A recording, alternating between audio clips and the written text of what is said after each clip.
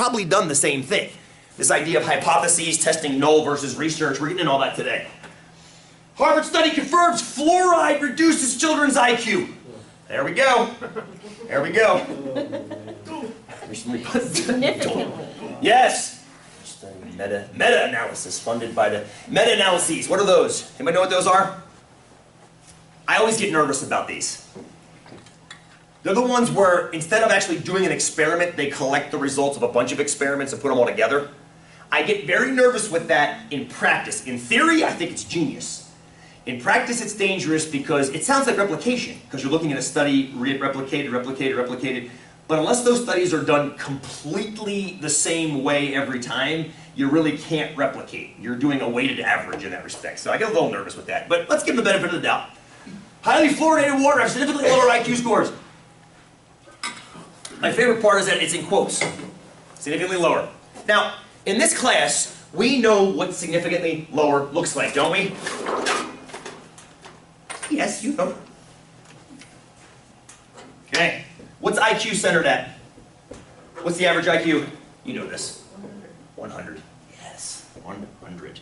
Which means if we took a random sample of, say, 30 non-fluoridated water kids, it would be something like this, with some kind of spread. I don't know what the spread would be, but this is the non-fluoridated water.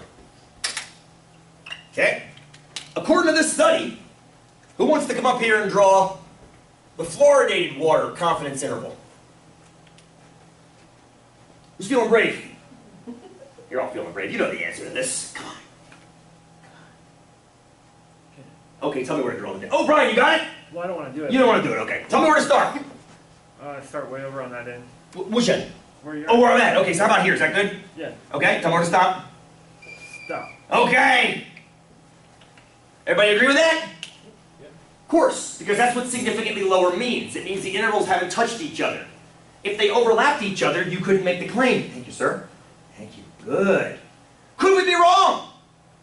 Of course. They might be overlapping, and we just got that 1 in 20 shot that says they didn't. It could be a false positive. Could be a false positive. I actually read a very interesting article I'm going to link to you guys soon called The Truth Wears Out. And it was in the New Yorker magazine about a year and a half ago. And it talked about all these studies that had been overturned.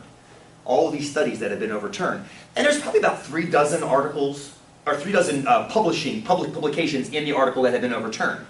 And I thought to myself, well, hell, there have been thousands of articles published every year. Wouldn't you expect a few dozen of them to be overturned? Because if the articles come back with statements like this, roughly 1 in 20 are going to be what? Wrong, false positives. So you would expect the article is like, oh my God, the scientific method is broken. Time out. No. Not only is the scientific method not broken, statistics is working. You expect overturning. That's why you replicate studies. Precisely. Precisely why, right? Precisely why. That's why I mentioned the IQ guy last time. That's why they kept testing him. Let's run it again. Let's run it again. Holy crap. He came in again over 20%. And again, and again. Oh, he's back down to 20% now. It was a super outlier. He kept rolling double sixes. And then he stopped. He started rolling 7s. Everybody's like, okay, he's not broken. Put him away. I mean, so to speak. So to speak. Make sense? You guys buying this? What did the researchers go into this study assuming, though? Here's the non-fluoridated water IQ, right? Non-fluoridated water IQ. Do they start by assuming it's going to be over here?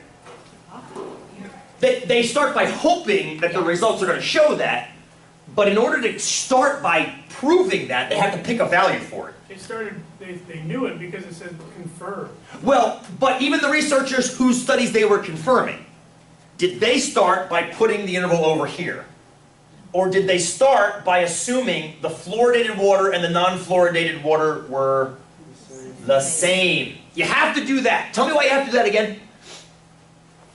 Why do you start by assuming the fluoridated water is here and then watch the results do this? Hopefully, if that's what your hypothesis is. Why do you start with that, Brian? 1 average to work with. 1 average to work with instead of 2, and not to mention the second one is something you have no idea about. You might have a hunch about this. More on this with the specific examples I brought with me today. You might have a hunch, but your hunch is usually anecdotal. It's usually based on some kind of anecdote or some kind of repeated occurrence you have seen or the publications have brought forth. or hypothesized. But in order to know with any certainty, you have to let the data speak for itself. So you need the data to tell you where the numbers are. Rather than picking a number out of either thin air or anecdote or your own opinion, and then testing it and then being like, oh crap, I was wrong. Well, I wonder why. You have no data to back it up. Chris, does that make sense? Good, very good question. Thank you, Brian, for that synopsis. Good, let's keep going. Let's keep going. All right. Study finds school breakfast is key to future success. I tried to do that with an egg the other day. I ruined it, unfortunately. Very cute. Breakfast might not just be the most important meal of a child's day. It might be the most important meal of their life.